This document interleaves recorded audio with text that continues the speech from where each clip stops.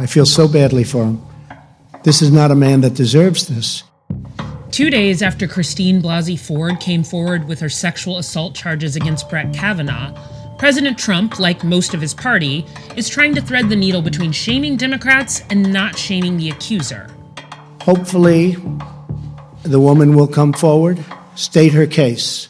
He will state his case before representatives of the United States Senate, and then they will vote. But it's not that simple. Some are calling for a closed hearing, some for an open hearing, and it still isn't a certainty that Ford will testify at all.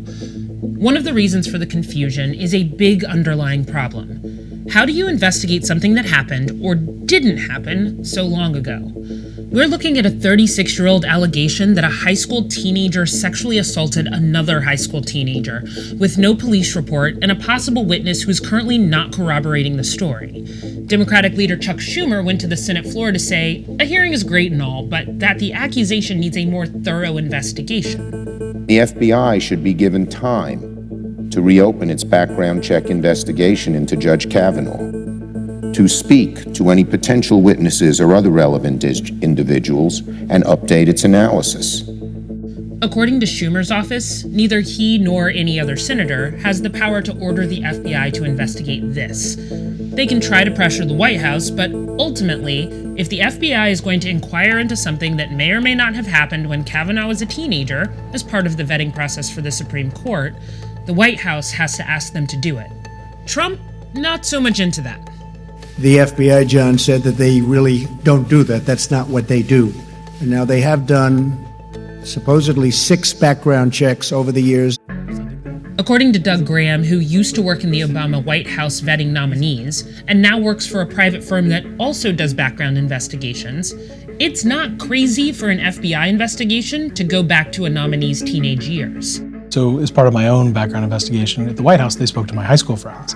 When you're gathering information about someone's background, you want to grab a totality of what they've done, their experiences, so you can present to the decision makers a total picture. And what are you trying to gain from going back to someone's friends when they were 16? You can see potentially, how they dealt with an issue if they did something inappropriate at that age, how they owned up to it, how they addressed it years later. And you're looking to see if there's a pattern throughout adulthood.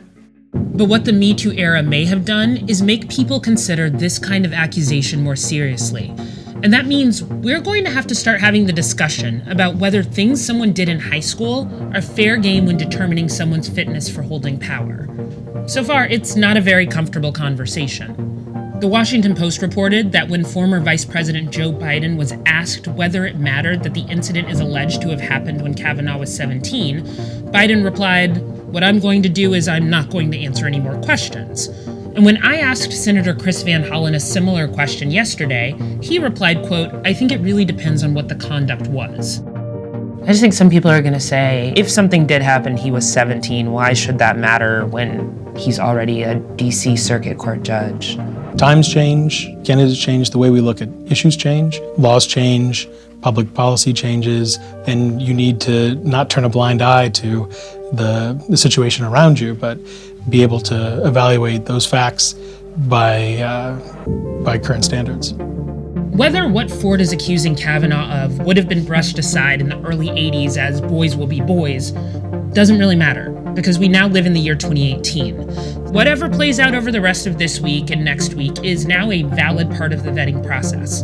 And almost everyone, even the president, seems to get that.